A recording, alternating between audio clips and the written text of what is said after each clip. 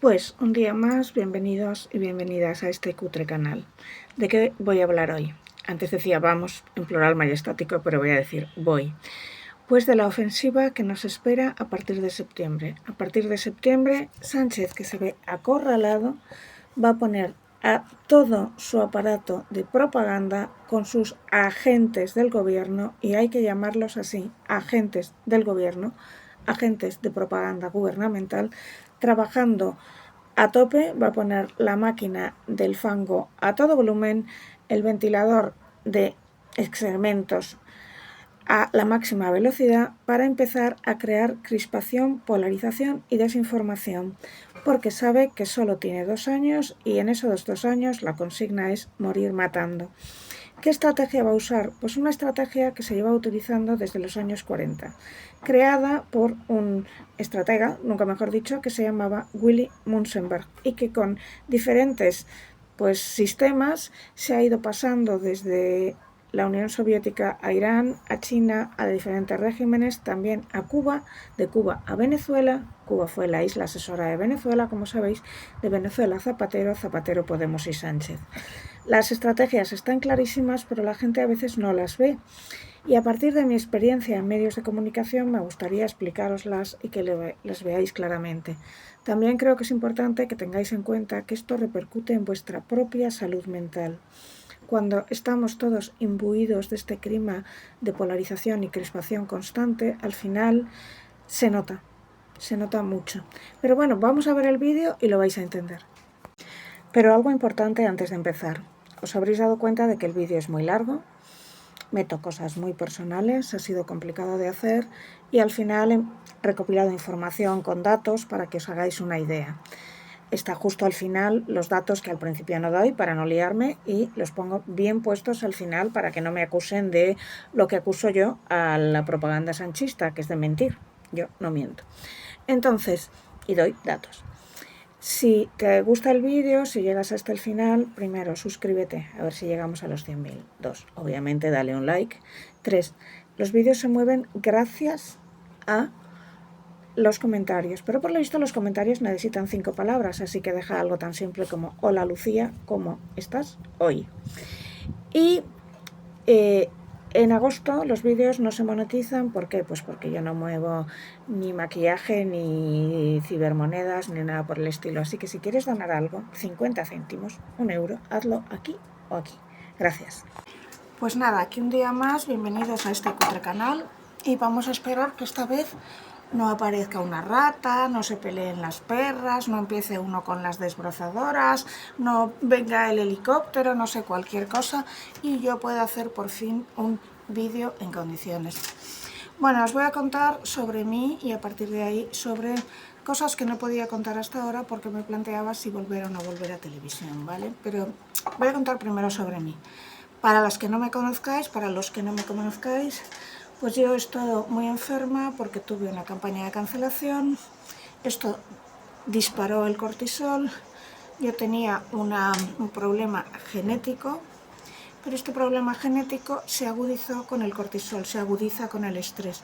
El problema se llama inflamación T2 y a partir de ahí empezaron a aparecer un montón de problemas, todos de golpe.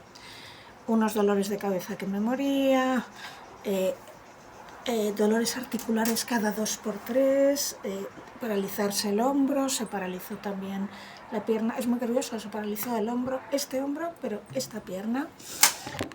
Vomitar sin parar, pólipos en el esófago, pólipos en todo el sistema digestivo. Bueno, ahorro contaros. Y me iba poniendo cada vez peor, cada vez peor, cada vez peor. Entre tanto, me despidieron de Espejo Público. ¿Por qué? Pues porque me demandó este hombre que veis aquí, que ya puedo decir que es un hombre, porque yo había dicho que era un hombre. Entonces me demandó y puedo decir que es un hombre porque gané el juicio. Y gané el juicio porque él mismo en sus redes había dicho que era un hombre. Si no, yo lo habría perdido.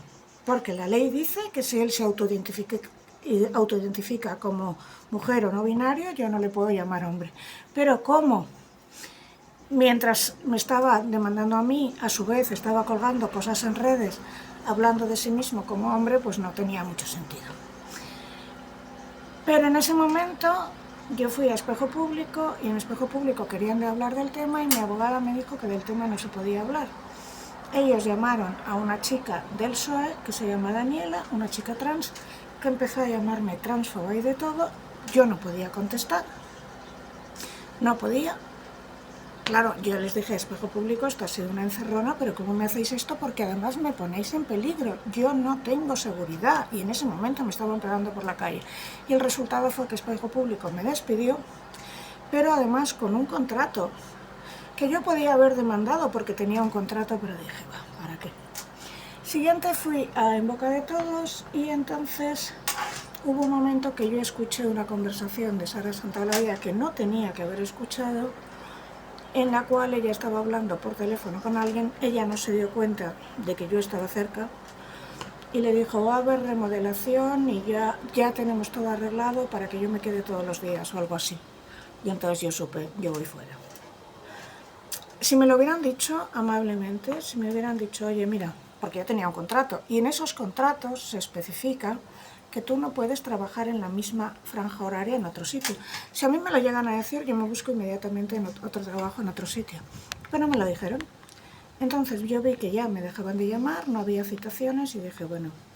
Y nunca les llamé y les dije, me habéis despedido, nunca, nunca. Pero ya supe, yo estoy fuera. Pero es que lo más alucinante, lo puedo contar ahora porque no, es que nunca me llamaron para decirme, estás fuera, nunca. Y yo antes, los veranos, me quedaba en Madrid porque cuando trabajas en un magazine de mañana, yo era la segunda, estaba en el rango B. Entonces, pues no sé, un Antonio Naranjo o un Gonzalo Miró están en el rango A. Ellos se van de vacaciones y entonces tú, cuando ellos se van de vacaciones, subes al rango A y puedes ir todos los días y puedes ganar mucho dinero ese mes. Entonces yo agosto me quedaba, porque yo de repente pasaba al rango A y me quedaba, ganaba mucho dinero ese mes y me quedaba en Madrid. Este ha sido el primer verano en el que no tenía que ir a trabajar en ningún lado y podía hacer lo que me diera la gana. Y he estado en Guecho, he estado en Barbate y he estado aquí en Manzanares. En los tres casos, en Guecho en casa de una amiga que había tenido un bebé y que me apetecía visitarla, en Barbate en casa de otra amiga y aquí en Manzanares realmente la he alquilado pero a un precio excepcional porque son amigos de unos amigos que no se atrevían a dejar la casa sola por las ocupaciones y tampoco se la querían dejar a cualquiera para que no se la ocuparan, con lo cual Dios me vino a ver y me proporcionó un entorno excepcional por un precio, no digamos ridículo porque no, porque es un precio ajustado, pero por un precio muy bueno. El sitio es excepcional, de verdad, excepcional. Bueno, durante este tiempo, ¿yo qué he hecho? Pues levantarme todos los días a las 6 de la mañana, meditar, lo creáis o no. Cuando estaba en la playa, irme a pasear a la playa. Cuando he estado aquí, irme a la Pedriza y demás. Y he empezado a ver que mejoraba. De vomitar prácticamente todos los días a casi no vomitar. O vomitar cuando tomaba algo que me hacía vomitar.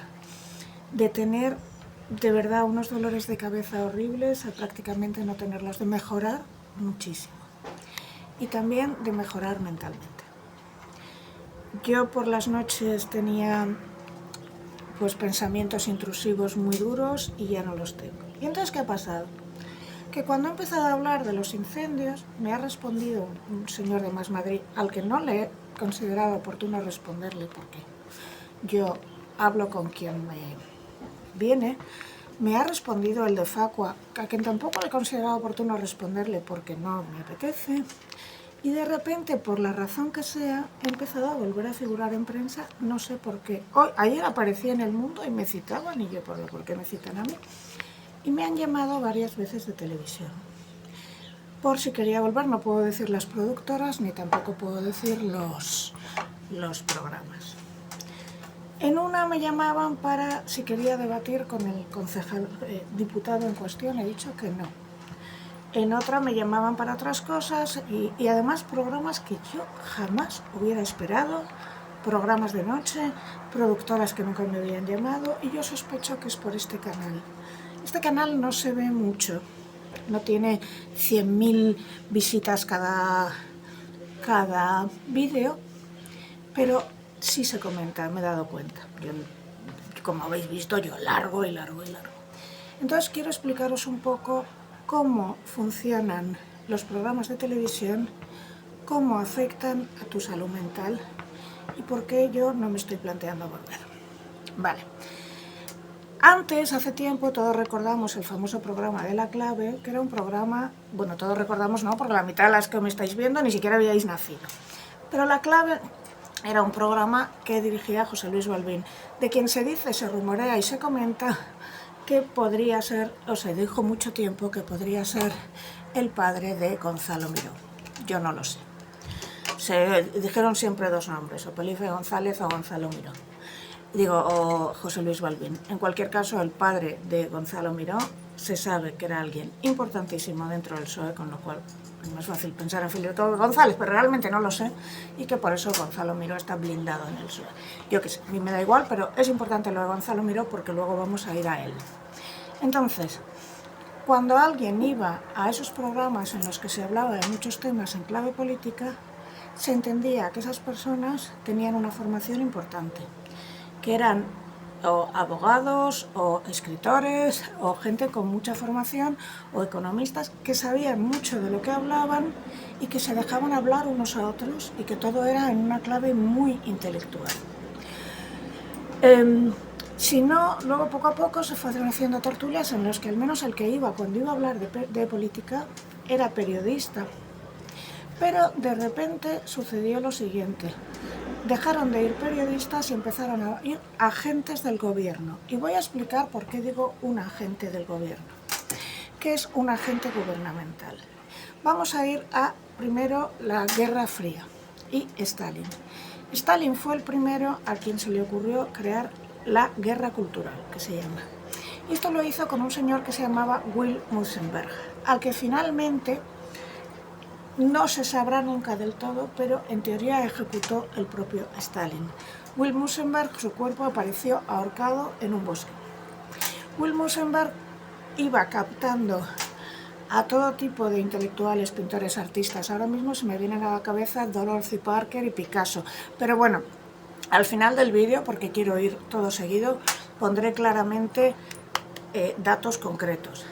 Pero Will Musenberg Willy Musenberg también le llaman, reclutó a una serie de intelectuales, escritores, artistas, de todo, para ir creando la idea de que la Unión Soviética era un paraíso, a Isadora Duncan, por ejemplo, para llevarles a la Unión Soviética y para convencerles de que el capitalismo era horrible y la Unión Soviética era un paraíso.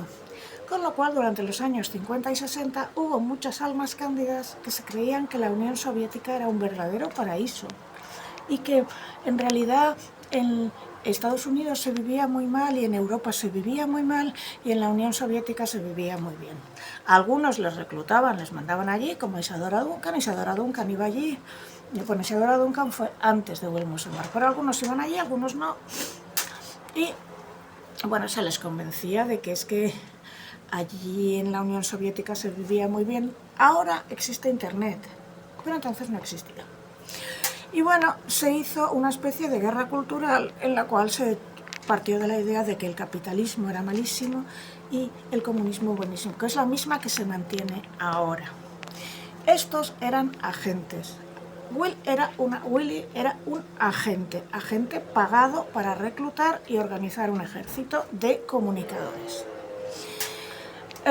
Este señor sabía lo que hacía, estaba pagado, sabía que estaba mintiendo, ningún problema. Y al final le ejecutó. Eso que veis por ahí es una desbrozadora. Y estas desbrozadoras se están usando ahora para hacer cortafuegos porque se tiene miedo de que los incendios que ha habido, los de Colmenar y Tres Cantos, lleguen aquí. Pero a buenas horas mangas verdes, que se dice. Quizá me tenga que mover de sitio por el ruido. Ahí sigue. Bueno, voy a hablar más alto. La cuestión es que a Willy Musenberg lo asesinó, parece ser, el propio Stalin. Le ejecutaron. Pero todos estos agentes, algunos estaban pagados, algunos recibían dinero directamente y otros no.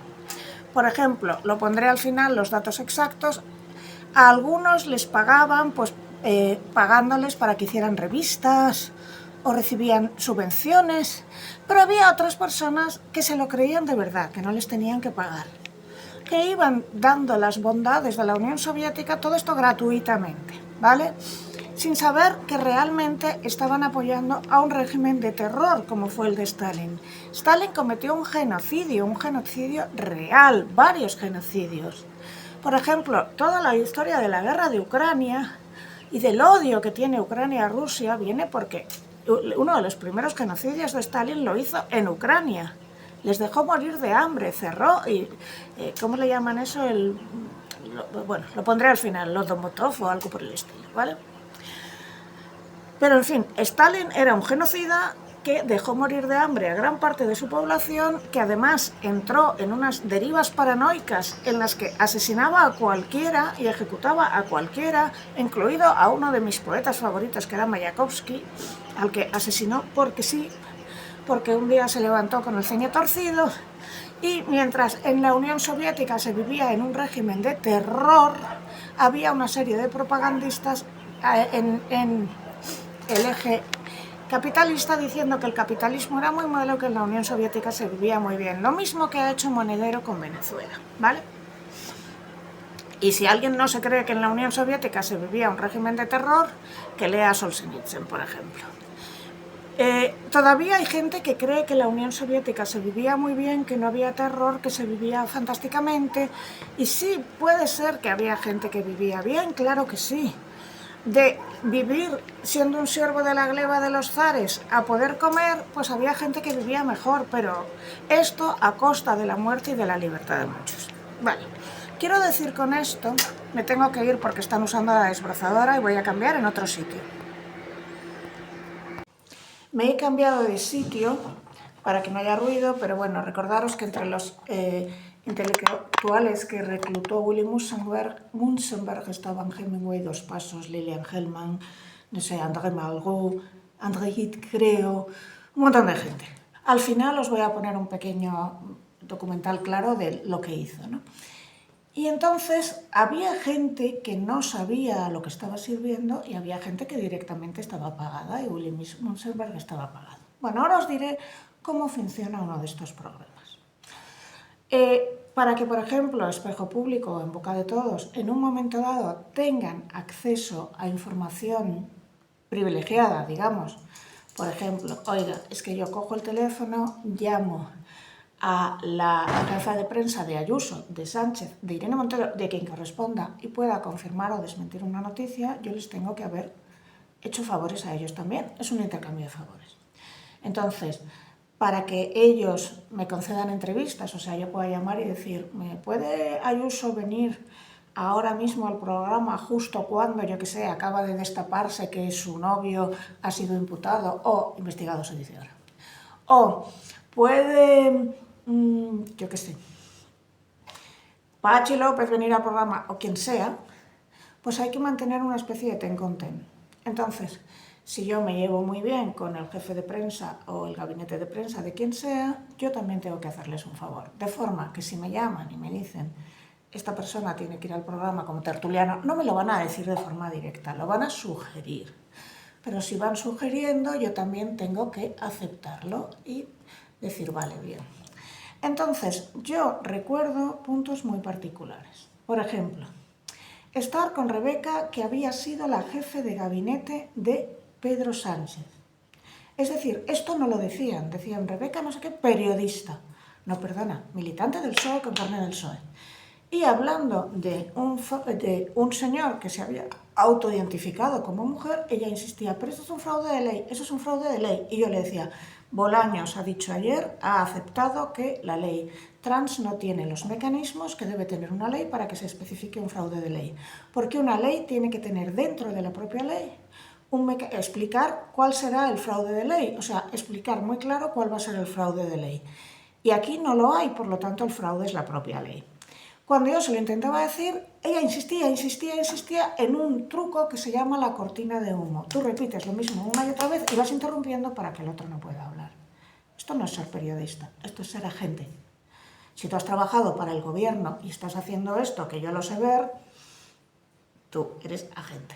Sara Santaolalla no tiene ninguna formación, no es jurista. Es que un día dijo, soy jurista, pero ¿qué jurista? Si tú no has... Quizá iniciaste una carrera en Derecho, cosa que no se sabe, pero no tienes ningún título de ningún tipo.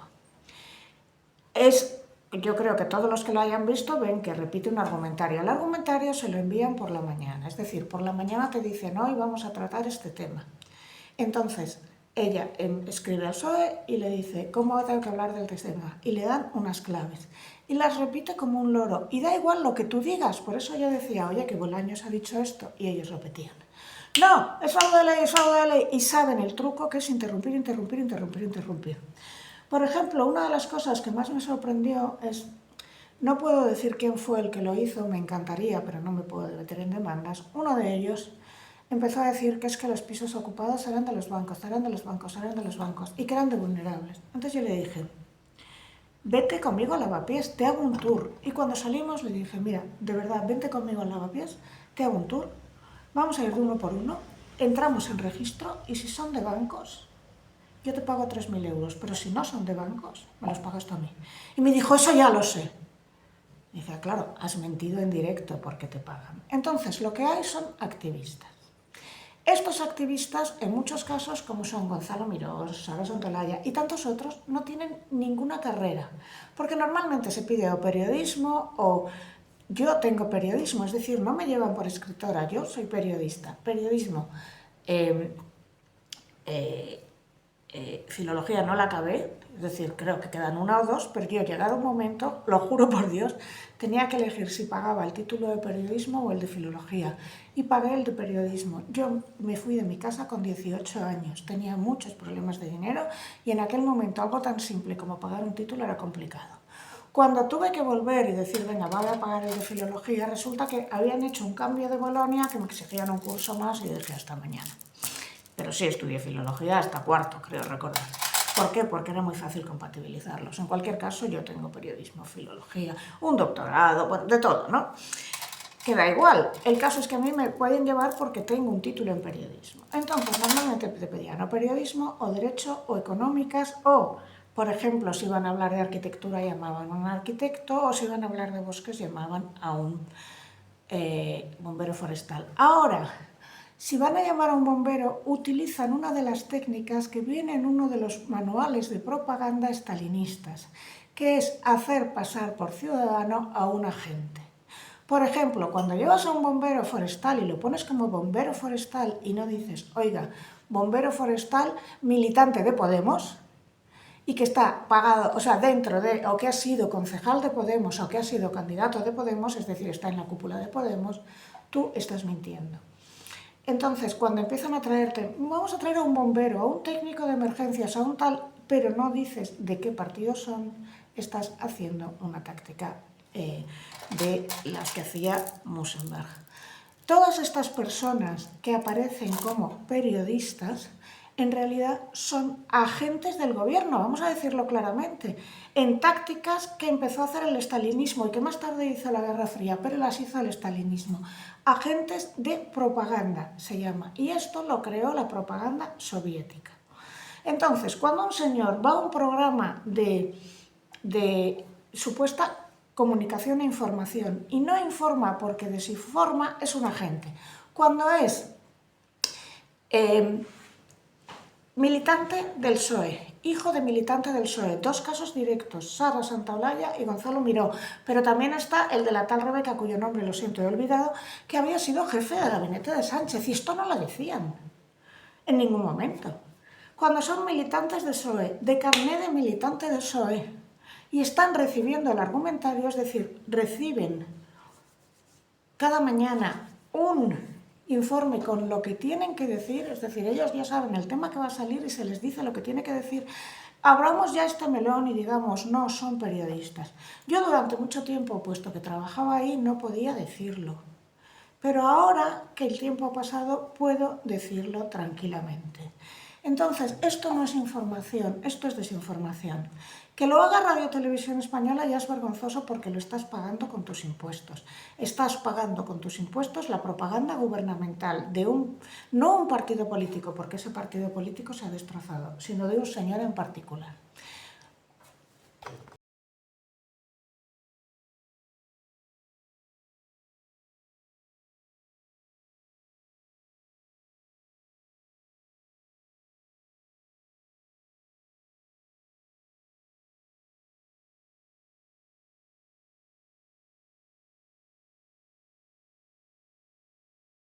Ya no existen las corrientes en el PSOE. La mayoría de los miembros de la dirección son del aparato. Ha laminado a los varones. Solo resiste Emiliano García Paje. Y resiste porque gobierna con mayoría absoluta. A los ministros los ha metido él en los territorios, salvando mucho de las distancias. Es lo que ha hecho Trump. Es lo que ha hecho Trump con el Partido Republicano. La música es la misma. El líder toma las decisiones. Las decisiones se avalan de manera plebiscitaria. No hay una estructura interna de contrapeso y no hay contrapoder. Es una carrera de suicidio porque antes de las generales están las autonómicas y las municipales. Esto dice el politólogo Manuel Mostaza y me ha parecido tan bueno que os lo he citado directamente. En realidad, este sistema de controlar la información empieza con Stalin. Desde Stalin se recupera en Cuba. Cuba es la isla asesora de Venezuela. Venezuela asesora después a Maduro, a Zapatero y a Podemos. Y Pedro Sánchez toma todo esto desde Venezuela también. Es decir, esta idea de controlar la información, lanzar a agentes de propaganda, porque no son otra cosa, se asuman ellos como tales o no. Yo no sé si Sara Santaolalla se reconoce a sí misma como agente de propaganda. Sé que ella sabe que tiene un argumentario, sé que ella será consciente de que no tiene ni idea ni de economía ni de derecho, sé que ella sabe que no tiene una carrera, puede que se mienta a sí misma, determinadas personalidades son muy hábiles en mentirse a sí mismas. Yo no sé si Gonzalo Miró será consciente también o se mentirá a sí mismo. No sé si serán conscientes de que lo que son agentes del Estado, porque no estoy inventando. Eso es técnicamente la definición de un agente de propaganda. Alguien que recibe las consignas del Estado y las difunde. No es un periodista, es un agente de propaganda, desde los tiempos de Willy Munzenberg. Lo que pasa es que había agentes que sabían que lo eran, como Willy. Había agentes que debían sospecharlo, puesto que recibían dinero para sus publicaciones, es decir, se les pagaba para que hicieran revistas, por ejemplo. Se entiende que el marido de Frida Kahlo, ¿cómo se llamaba el marido de Frida Kahlo? Me acabo de quedar en Alvis. Perdón por el deterioro cognitivo. Se entiende que Diego Rivera y Frida Kahlo eran también agentes de propaganda, lo supieran o no, se reconocieran a sí mismos como agentes o no, pero creo que Diego a sí mismo sí se lo reconocía. Es decir, había gente que lo tenía muy claro, Willy Munzenberg sabía perfectamente lo que estaba haciendo, otros no, quizá no. Lilian Hellman quizá era muchísimo más idealista y no se daba cuenta de la causa que estaba sirviendo. Esto, ayer os hablaba de un libro que se llamaba Dinner for Vampires. La historia a mí me ha choqueado este libro. La historia de una actriz que fue muy famosa en Estados Unidos, Bethany Joy Hill, que apoyó a una secta y les dio $2 millones a esa secta. El de arriba, que además resultó que no solo había sacado dinero a un montón de gente, sino que había violinizado a muchos jóvenes, por supuesto sabía lo que estaba haciendo y a quién estaba sirviendo. Ella creía de verdad que estaba sirviendo a Dios. Lo que no sabía es que le estaban robando dinero. Ella daba dinero a esa organización conscientemente y lo iba pagando cada mes. No sabía que de paso le estaban robando más todavía. Quiero decir con esto que cuando perteneces a un tipo de organización hay algunos que realmente saben a quién sirven y otros que no. Dudo mucho que una persona que va recibiendo el argumentario desde el gobierno no sepa lo que está haciendo. A ver, no sepa, yo no tengo ni idea de este tema si necesito que me lo cuenten. No sepa, yo no tengo opinión personal. Yo no he recibido un argumentario jamás. Una de las razones por las que yo, por ejemplo, decliné ir a debatir con un señor de Más Madrid es porque no era un debate justo, no era un periodista independiente. Yo no estoy en un partido. ¿Por qué fueron a por mí mucho antes que por cualquier otra chica de Contraborrado? Porque en Contraborrado había mucha gente del PSOE. Entonces, pero yo no estaba protegida. Yo no estaba ni protegida por el PSOE, ni protegida por el Partido Popular, ni protegida por Vox. Yo no soy militante de ningún partido. Por lo tanto, si Por ejemplo, cuando sacaron la historia falsa de que yo debía 280.000 euros a Hacienda, más quisiera yo. Quiero decir que más quisiera yo, porque si debiera todo esto es que habría cobrado una barbaridad. Una historia que además cualquiera que me conozca, haya visto mi casa, haya visto mi modo de vida, se iba a descojonar 7 días seguidos. Pues ayer ya estaba el Rubén de Facua, otra vez, y darle la burra al río. No quise seguir porque yo no estoy protegida. Entonces yo no voy a debatir con un señor de Más Madrid, no voy a volver a ir a televisión porque me arriesgo a nuevas campañas. Y ayer hablaba con una chica que había sido concejala aquí en Manzanares. Y ella había sido concejala por una agrupación independiente y me dijo que lo dejó porque incluso en un pueblo tan pequeñito, al final sus hijos pagaban porque ella tampoco estaba protegida. Entonces, cuando tú vas a debatir con un activista, un agente del gobierno o un agente de su partido, esta persona no va a intercambiar opiniones, va a matar. Y luego tú estás exponiéndote y no te merece la pena. A mí me paguen lo que me paguen, ya no me merece la pena. Yo perdí la salud, he mejorado muchísimo y sobre todo he mejorado en la cabeza. Entonces vamos a vosotros, ¿cómo te afecta a ti que me estás viendo a tu salud mental? Partamos del proceso, por ejemplo. Yo he visto en el proceso en el que se hicieron todo esto, gente perder a familiares con los que no ha vuelto a hablar, a amigos, a novios, gente verse obligada a dejar Cataluña porque no podía más, gente que se ha venido a vivir a Madrid o lo que se ha montado con la heladería de la hostia esta. Por si acaso no os acordáis de cuál es la heladería de la hostia y qué pasó, pues una tontería, que había un argentino que tenía una heladería y llega una señora y pide un helado de chocolate maduixa. Maduixa es fresa. La chica que le atiende no habla catalán al nivel de entender que maduixa es fresa. Pregunta al señor que está dentro, oye, ¿qué es maduixa? Y le dice el de dentro, fresa. Entonces, una que ha venido exclusivamente a provocar, no hay otra explicación para ello, dice, es que teníais que saber catalán. Y el otro le responde lo que dice la ley, hay 2 idiomas oficiales y estamos en España. La otra le dice, eres un imbécil, le insulta y le planta una denuncia por discriminación lingüística. Lo siguiente es que un señor de la CUP, Antonio Baños, dice hay que ir a por ellos, le destrozan la heladería y demás. Ahora mismo está recibiendo muchísimo apoyo y mucha gente que va a apoyarle, pero está en Gracia, en el barrio de Gracia, en el centro del independentismo local. Cuando esta campaña se acabe, este señor no se va a atrever a quedarse ahí. Le han puesto pegamento en la cerradura para que no pueda abrirle. Le han pintado ¿cómo se dice? La fachada con pintadas que dicen fascista. Le han hundido la vida y probablemente tenga estrés postraumático porque eso crea estrés postraumático. ¿Qué sucederá? Que antes o después este señor venderá la heladería, ya te lo digo yo, porque si estuviera en Pedralbes, en otro sitio, se mantendría, pero en un sitio como Gracia es muy difícil que pueda mantenerse. Cuando se crean estas polarizaciones tan salvajes, cuando se crean situaciones en las que todas mis amigas no se atreven a hablar de determinados temas en el trabajo y van al trabajo con miedo porque hay delaciones en su propio trabajo. Yo tengo amigas que trabajan, una en un ministerio, que no puedo decir cuál es, otra en un registro de la propiedad, otra en una institución pública. Todas las que trabajan en colegios, instituciones públicas, ministerios, tengo un montón de amigas funcionarias, tienen miedo de hablar, porque saben que ante cualquier cosa, cualquier comentario absurdo, les puede caer el San Benito de fascistas y tener un problemón.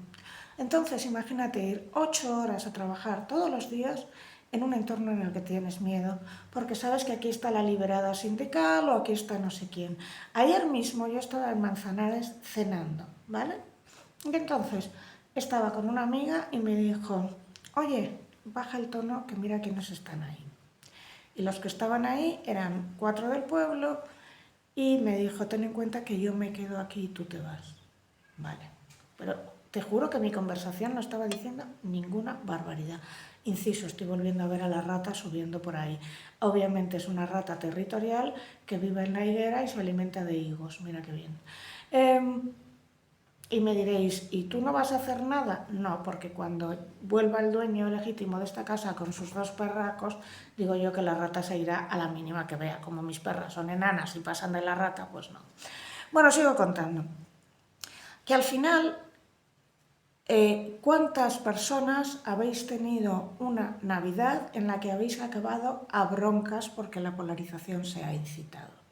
Al final, ¿cuántas personas vais a vuestro trabajo diciendo hago el trabajo 8 horas callado? Y eso es durísimo, porque son 8 horas diarias de vuestra vida. 8 para trabajar, 8 para dormir y otras 2 más para ir y volver, comer, tal. O sea, una parte muy importante de tu vida amargado. Al final, la salud mental se resiente. Hay ansiedad para todo el mundo. Ansiedad para todo el mundo. Cuando hablaba de la película Weapons, explicaba que me parecía una metáfora perfecta porque la entidad malvada que coge a estos 17 niños los va a usar como armas. Su plan es usarlo como armas, pero finalmente le sale mal la cosa, no voy a decir más.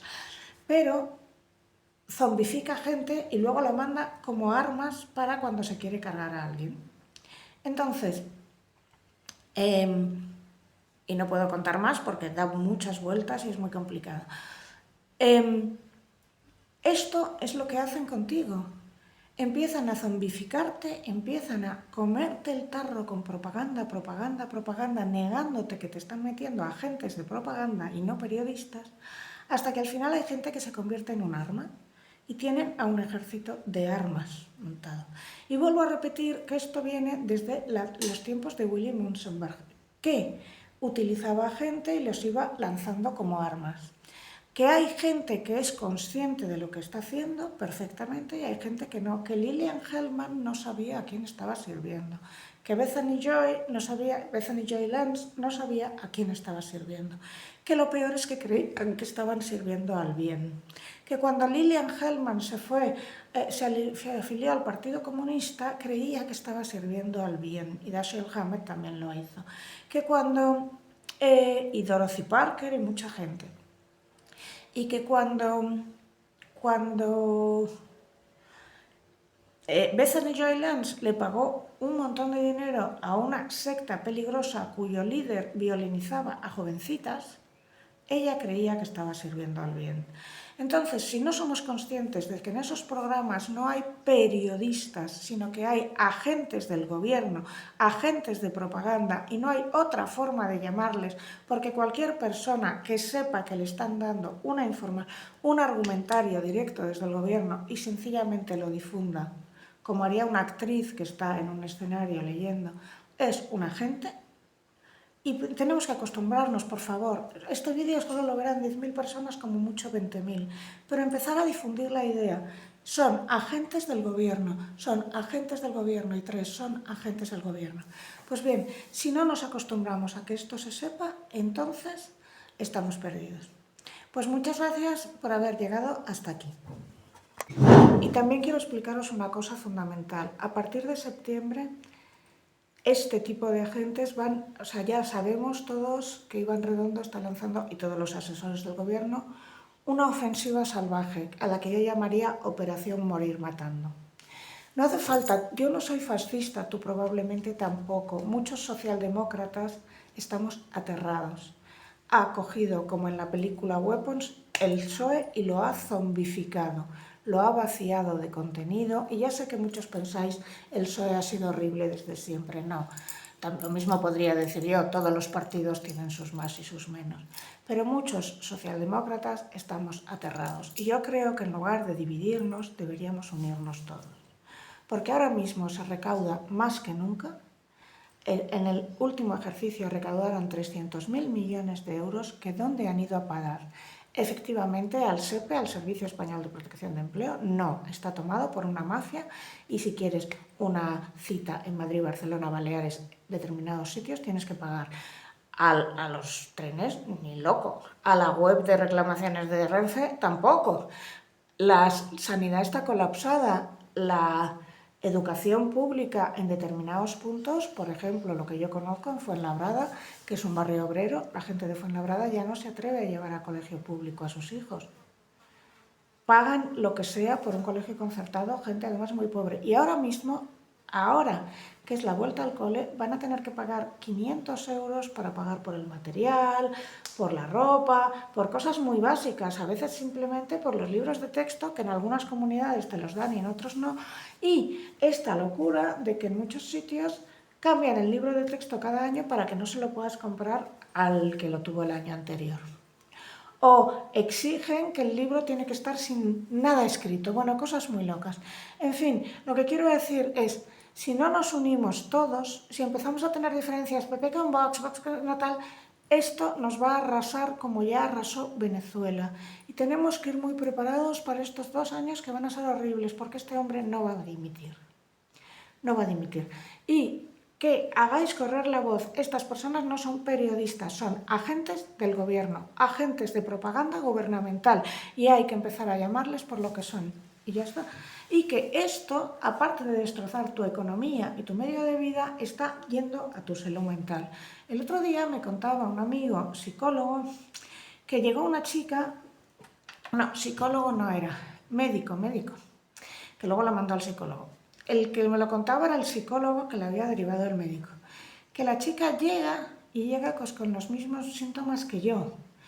Dolores de cabeza constantes, problemas de insomnio, unas alergias, no sé qué. Y que el médico le dijo, a usted no le pasa nada, usted lo que tiene es una vida que nadie podría llevar.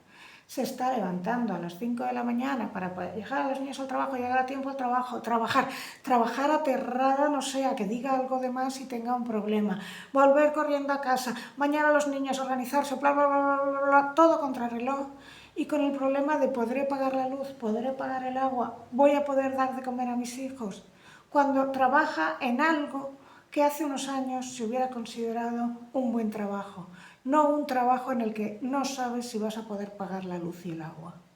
Esto que hace años oíamos hablar de que sucedía en Argentina o sucedía en Venezuela, sucede ahora, que la clase media se está pauperizando. Y bueno, por último, os voy a dejar lo de pequeña explicación de lo que hizo Willy Munzenberg, y ya sabes, suscríbete, dale like, deja un comentario, y si quieres donar algo, hazlo aquí o aquí, porque sabes que en agosto prácticamente no se monetiza, al menos en España, y que una de las razones por las que yo monetizo menos es porque no hablo ni de bitcoins ni de maquillaje, mira tú por dónde, que parece ser que son las cosas estrellas. Bueno, pues nada, un beso y muchas gracias por haber llegado hasta aquí. Dice que Willy Munzenberg fue uno de los hombres claves de la guerra de propaganda que Moscú libró contra primero el nazismo en la década de 1930 y después contra el eje occidental. Munzenberg controlaba una inmensa red conectada con la Komintern, la internacional comunista formada por Lenin. Esta red incluía organizaciones de ayuda, periódicos, revistas, teatros o estudios cinematográficos. El mismo papel que jugó Goebbels para el pintor austriaco lo jugó Munzenberg para Stalin. Para Munzenberg trabajaron Thomas y Heinrich Mann, André Gide, André Malraux, Einstein, John Dos Passos, Bertolt Brecht, André Mauret, William Saroyan, Georges Bernard Shaw, Hemingway, Pirandello, Máximo Gorki, Picasso, Unamuno, Groves, Diego Rivera y Frida Kahlo o incluso Einstein. La forma de pagarles era a través de colaboraciones en revistas. Por ejemplo, había 3 revistas muy importantes: Le Monde, no confundir con Le Monde actual, la Internationale Literatur y la AIZ, la Arbeiter Illustrierte Zeitung.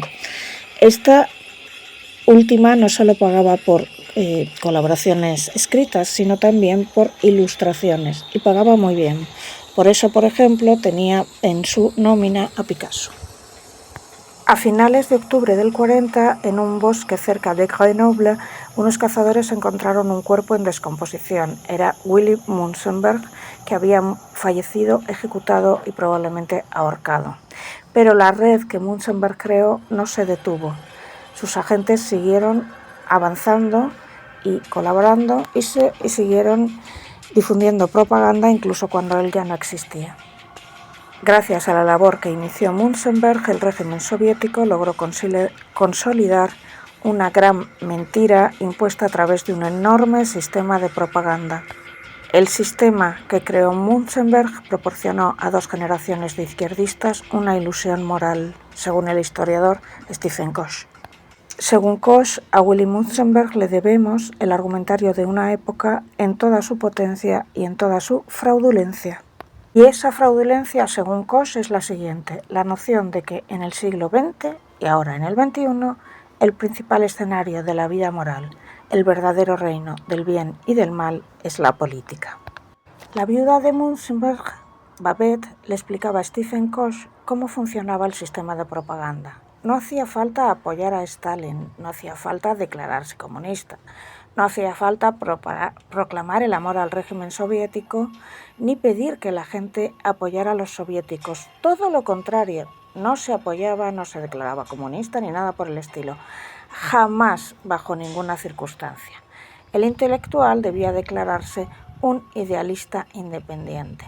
Debía decir que no entendía demasiado de política, pero que los pobres lo tenían muy mal y que le alarmaba y le atemorizaba lo que sucedía aquí en el sistema capitalista, que le aterrorizaba el racismo, la opresión de los trabajadores, etc. Y que creía que los rusos estaban haciendo un gran experimento y que esperaba que tuvieran éxito. Deseaba que hubiera entendimiento internacional, detestaba el fascismo, pensaba que el sistema capitalista estaba corrupto. Y no tenía que decir nada más, bastaba con que dijera todo eso. Bastaba con sembrar la idea constante una y otra vez de que el sistema capitalista estaba corrupto.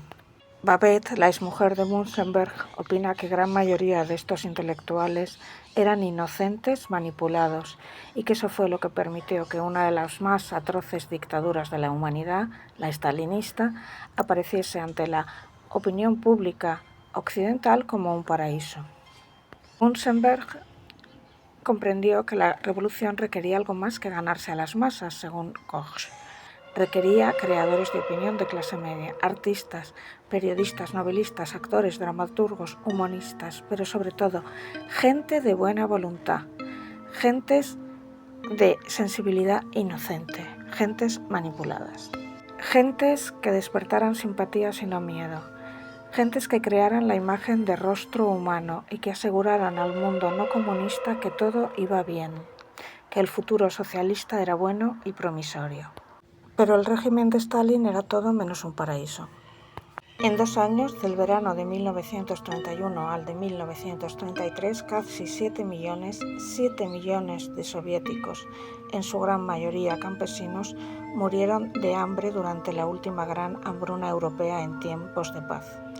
Casi 4 millones en Ucrania, 1,5 millones en Kazajistán, otro 1,5 millones en Rusia, en las tierras del Volga, las tierras negras y el Kublan. Y estas hambrunas fueron la consecuencia directa de una política de violencia extrema estalinista, la colectivización forzosa del campo, verdadera guerra anticampesina, desencadenada por el régimen estalinista, puesto que el régimen quería imponer el control político sobre el campo que hasta entonces había permanecido al margen del sistema de valores del régimen comunista. Hay que tener en cuenta que en 16 meses, desde agosto de 1937 a noviembre de 1938, 750.000 ciudadanos soviéticos fueron ejecutados tras parodias de juicio, 750.000 asesinados en solo 16 meses.